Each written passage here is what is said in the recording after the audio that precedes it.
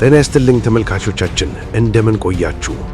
ለዛሬ ያሰባሰብናቸውን በአራቱ አቅጣጫ የተፈጸሙትን የፋኖ ትንተናዎችንና ሌሎች አስደሳች የፋኖ የድል ዜናዎችን በዚህች አጭር ደቂቃ ልናሰማችሁ ተዘጋጅተን ቀርበናል። ቪዲዮውን ላይክ በማድረግና ኮሜንት ላይ ድል ለፋኖ በማለት እንዲሁም ለሌሎች እንዲደርስ ሼር በማድረግ ጀምሩት። ምክንያቱም ለአማራ ፋኖ ይገባዋልና። ከአጫጭር መረጃዎችን ጀምር። 9 ኮማንዶዎች ከአመራሮቻቸው ጋር ሆነው የፋሺስቱ አብይ አህመድን ሰራዊት ከድተው የፋኖን ትግል ተቀላቀሉ። ዝርዝር መረጃ አለን፣ ተከታተሉ። የጎንደሬ በጋሻው ክፍለ ጦር አሃድ የሆነችው ይታየሁ ብርጌድ አባላት በትናንትናው ዕለት ከዳባት ወደ ገደብዬ ሲንቀሳቀስ የነበረን የአገዛዙ ኃይል ዳራ ላይ አይቀጡ ቅጣት ተቀጥቷል። በዝርዝር ይዘነዋል። በሰሜን ወሎ ሀብሩ ወረዳ ቁጥር 32 በኮሎቦና በመርኮታ ሊካሄድ የነበረው የፋሺስቱ ብልጽግና ስብሰባ ተበተነ። በዝርዝር ይዘለዋል። በለሳ ክፍለ ጦር ተክለ ሃይማኖት ብርጌድ በምስራቅ በለሳ ዳንጎራ ከተባለው ቦታ ላይ ስርዓቱ ጥምር ኃይል ብሎ በሚጠራው ጡት ቆራጭ ቡድን ላይ ጥቃት ፈጽሟል። እነዚህንና ሌሎች አስደሳች መረጃዎችን በዝርዝር ይዘናል። ተከታተሉ።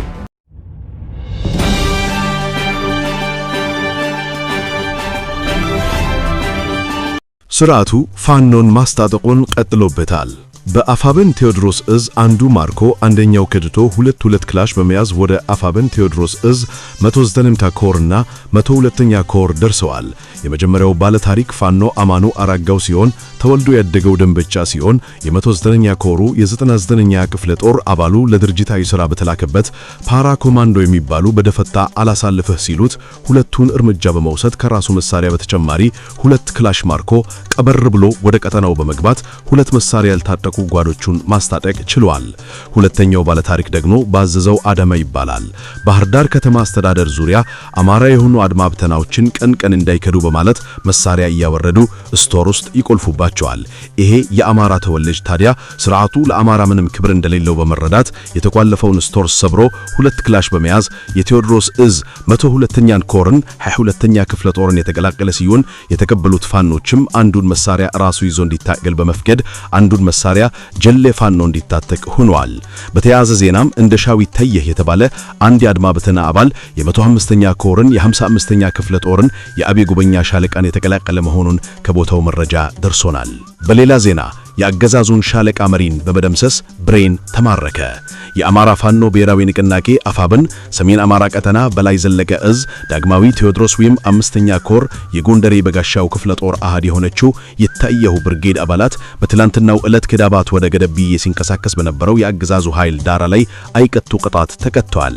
የይታየሁ ብርጌድ መሪ አርበኛ አስንቆ መኳንት በመራው ኦፕሬሽን የአገዛዙን ሻለቃ መሪን ጨምሮ 15 የጠላት ኃይል ሲደመሰስ ከ12 በላይ የሚሆኑት ደግሞ ከቀላል እስከ ከባድ ቁስል አስተናግደው ወደ ሆስፒታል ገብተዋል። የአርበኛ አስንቆ መኳንት ወታደራዊ ጥበብና ዕውቀት ወጣየበት አውደ ውጊያ ይታየሁ ብርጌድ 1 ብሬን፣ 5 ክላሽንኮፍ፣ 10 ቦምብ እንዲሁም በርካታ ተተኳሾች ከአስታጥቂው ብርሃኑ ጁላ ገቢ አድርጋለች። አገዛዙ ከገደብዬና ዳባት ከተሞች ኃይል ሰባስቦ መልሶ ለማጥቃት ቢሞክርም የራስ አሞራው 3ኛ ኮር ሸጋው ውበት ብርጌድ እንዲሁም ሌሎች የጎንደሬ በጋሻው ክፍለ ጦር አባላት መከላከል ተችሏል። ተክለ ሃይማኖት ብርጌድ በጠላት ኃይል ላይ ጥቃት ፈጸመች።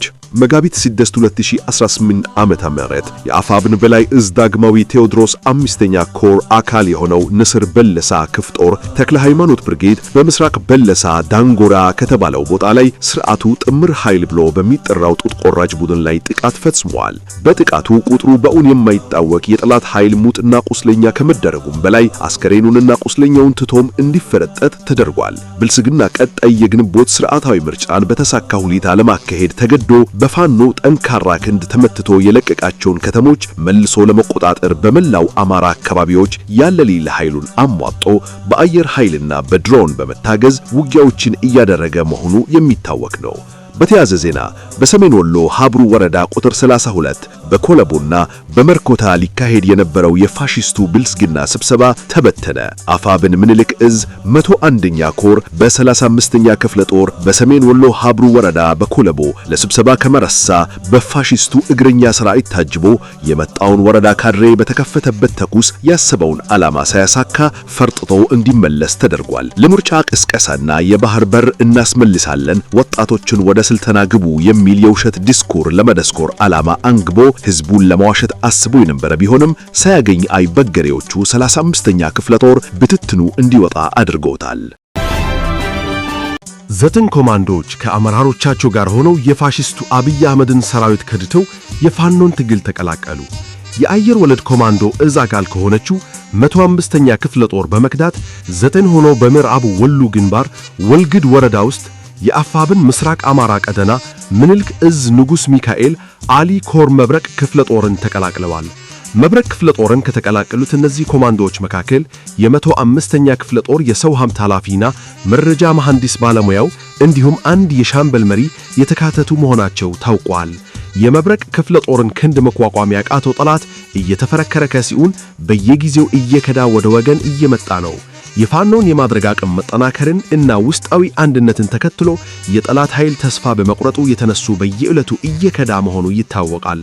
አሁንም ከጠላት ጋር ሆናችሁ የአማራ ሕዝብን እየወጋችሁ ያላችሁ የመከላከያ አድማ ብተና ፖሊስና ሚሊሻ አባላት ዛሬ ነገ ሳትሉ ወደ ወገናችሁ ተቀላቀሉ ዘንድ የምናስታውሳችሁ የትኛውም ኃይል ሕዝብን አሸንፎ እንደማያውቅ በማረጋገጥ ጭምር ነው።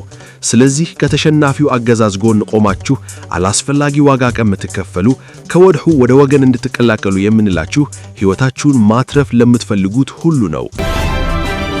አፋብን ምዕራብ አማራ ቀጠና ቴዎድሮስ እዝ 102ኛ ኮር ከፍተኛ ድል ተቀዳጀ።